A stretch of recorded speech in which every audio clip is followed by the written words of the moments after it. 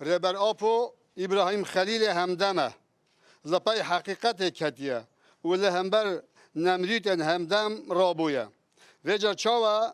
نمریتن ویدمی ابراهیم خلیل آوت ناوا آگیری و خواستن بشاوتینن خدای جهانان گوت یا نارو کنی بردن و سلامن علی ابراهیم یعنی خدا تعالی گوت آگیری تو لسر ابراهیم هونیک ببه و بس سپارتی به ایدی آگیری نکاری ابراهیم بشاوتینه ابراهیم سر کرد و نمرید پیش بو دم نمرودن همدم ربر آب و آوتین دوژه همدم یا امرالیه زنجیرک یا هفتی کسان که چو خوردن کرد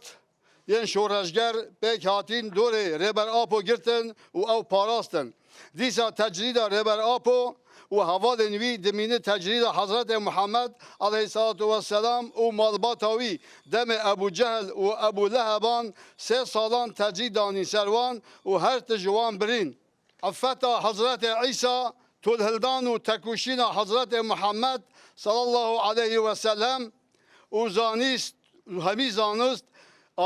زانیست هاتین آفراندن کساتیا خوده کم کرن و دیجی هگمونیا امپریالیزما نوجن دموکراسیا نوجن دیجی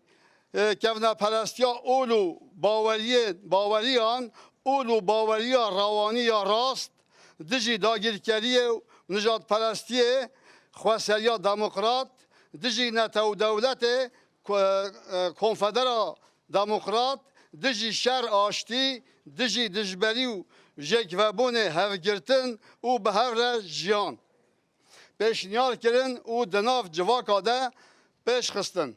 فلسفه یک نو بیدوزه یک نوژن آفراند و به بونه بو آرمان جاوان هزن نافبورین و ربر آپو دیل گرتن و آویتن گراوا امرالی و نهاجی در سلاتا دولتا ترک بیارمتیا وان تجرید دانی نسر ربر آپو و ره حوال نوی ربر آپو جی مینا حضرت محمد